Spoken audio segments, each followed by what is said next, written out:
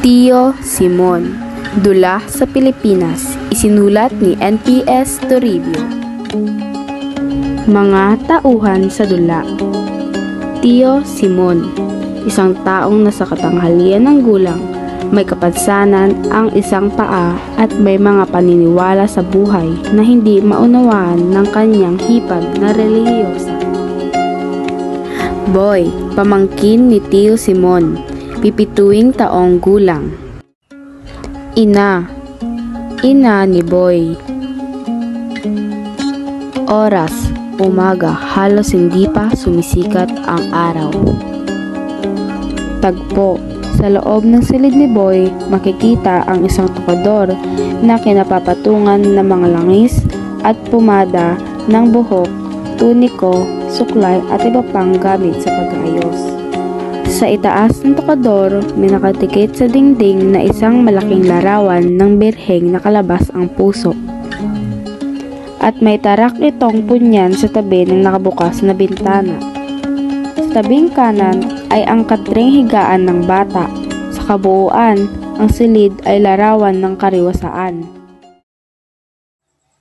Sa pagtaas ng tabing makikita si Boy na binibihisan ng kanyang ina, nakabakas sa mukha ng bata ang pagkainip. Samantalang sinusuklayan ang kanyang buhok, biglang uunak ang babae saglit na sisipatin ng ayos ng anak sa kangingiti. O hayan, di nagmukha kang tao. Siya dyan ka muna at ako naman ang magbibihis. Sabi ko ayokong magsimba eh. Ayaw mo magsimba? Hindi maaari. Pagagalitin mo na naman ako eh. At anong gagawin mo nito sa bahay ngayong umagang ito ng pagpangiling araw? Maiiwan po ako nito sa bahay. Kasama ko si Tio Simon.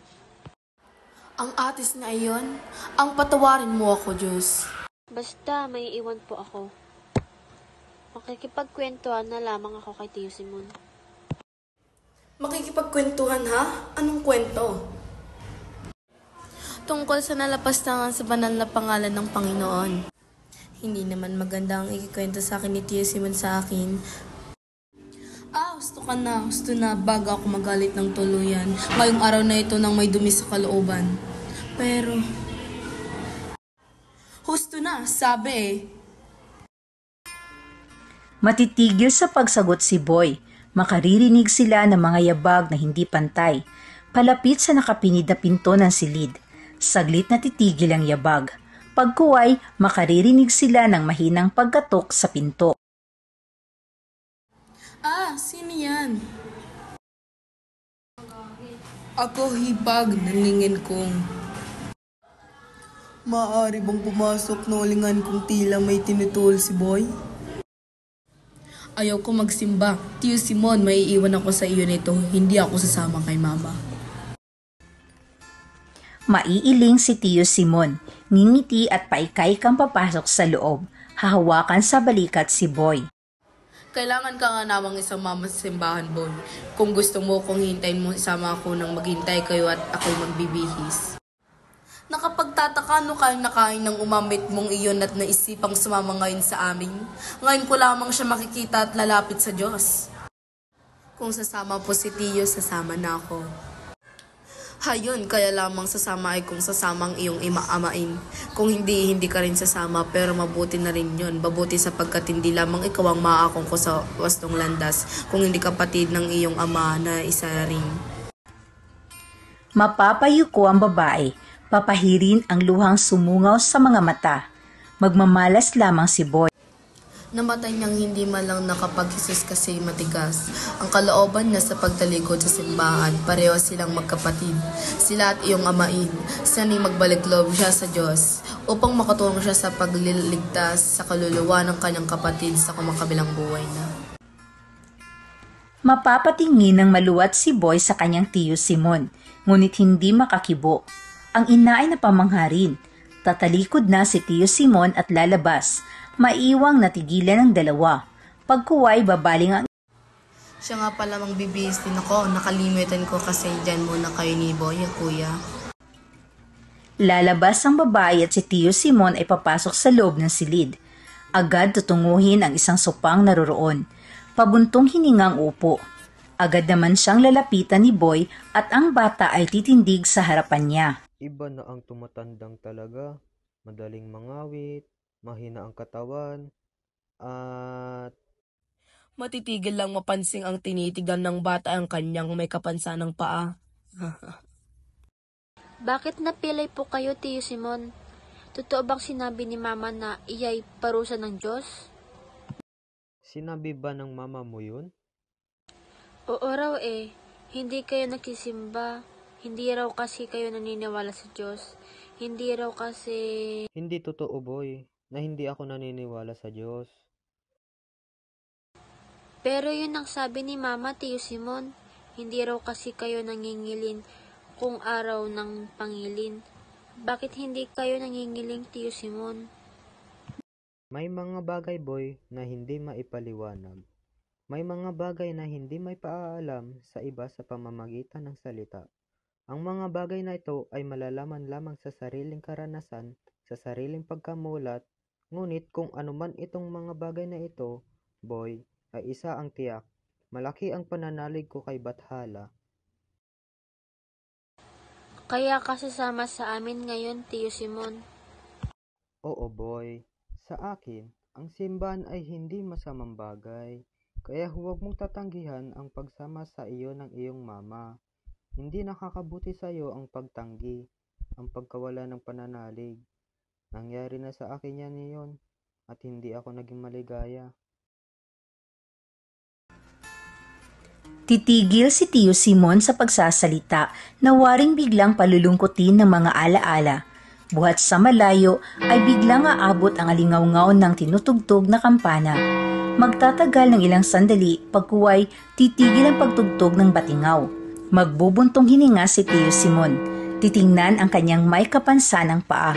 Tatawa ng mahina at saka titingin kay Boy. Dahil sa kapansanang ito ng aking paa, Boy, natutuhan ko ang tumalikod hindi lang sa simbahan kundi sa Diyos. Nabasa ko ang The Human Bandage ni Mogham at ako'y nanalig sa pilosopiyang pinanaligan ng kanyang tauhan doon. Ngunit hindi ako naging maligaya. Boy, hindi ako nakaramdam ng kasiyahan. Ano pang nangyari, Tiyo Simon? Lalo na akong naging bugnutin, magagalitin, dahil doon walang natuwang tao sa akin. Nawalan ako ng mga kaibigan hanggang sa mapag-isa ako. Hanggang sa isang araw ay nangyari sa akin ang isang sakunang nagpamulat sa aking paningin. Ano iyon, Tiyo Simon? Uunat sa pagkakaupo si Tiyo Simon at tudukot sa kanyang lukbutan. Maglalabas ng isang bagay na makikilala na isang sirang manikang maliit. Ito ay manika ng isang batang nasagasaan ng truck. Patawid siya noon at sa kanyang pagtakbo ay nailaglag niya ito. Binalikan niya ngunit siyang pagdaan ng isang truck at siya'y nasagasaan. Nasagasaan siya. Nadurog ang kanyang isang binti. Namatay ang bata. Namatay. Nakita ko ng dalawang mata. Ako nooy naglalakad sa malapit at aking nilapitan. Ako ang unang lumapit kaya nakuha ko ang manikang ito at nooy tangang mahigpit ng namatay na bata na waring ayaw bitiwan kahit sa kamatayan. Ano pang nangyari, Tiyo Simon? Magbubuntong hininga si Tiyo Simon samantalang patuloy na nakikinig lamang si Boy. Muling maririnig ang tunog ng batingaw sa malayo, higit na malakas at madalas. Mananatili ng higit na mahabang sandali sa pagtunog. Pagkuway titigil. Muling magbubuntong hininga si Tiyo Simon. Mula noon, ako'y nag-isip na Boy, hindi ko na makalimutan ang pangyayaring iyon. Inuwi ko ang manika at iningatan. Hindi inihiwalay sa aking katawan bilang tagapaalalang lagi sa akin ng matibay at mataos na pananalig ng isang batang hanggat sa oras ng kamatayan ay nakangiti pa. At aking kinandaan sa isip, kailangan ng isang tao ang pananalig, kahit ano, pananalig, nang sa anong bagay, lalong mabuti kung pananalig kay Bathala. Kung may panimbulanan siya sa mga sandali ng kalungkutan, ang sakuna ng mga kasawian upang may makapitan siya kung siya iginugupo na ng mga hinanakit sa buhay. Mahabang katahimikan ang maghahari. Pagkuway maririnig ang muling yabag na papalapit. Susungaw ang mukha ng ina ni Boy sa pinto. Tayo na, baka wala na tayong dating ng maysa. Hinanap ko kasi ang aking dasalan kaya ako ay natagalan. Tayo na, Mama. Kayo na pa nga po tugtog ng tugtog ang kumpana eh. Tayo na, Tiyo Simon. Baka tayo mahuli. Tayo na. Muling maririnig ang tugtog ng kampana sa malayo. Nagmamadaling lalabas si Boy sa pinto.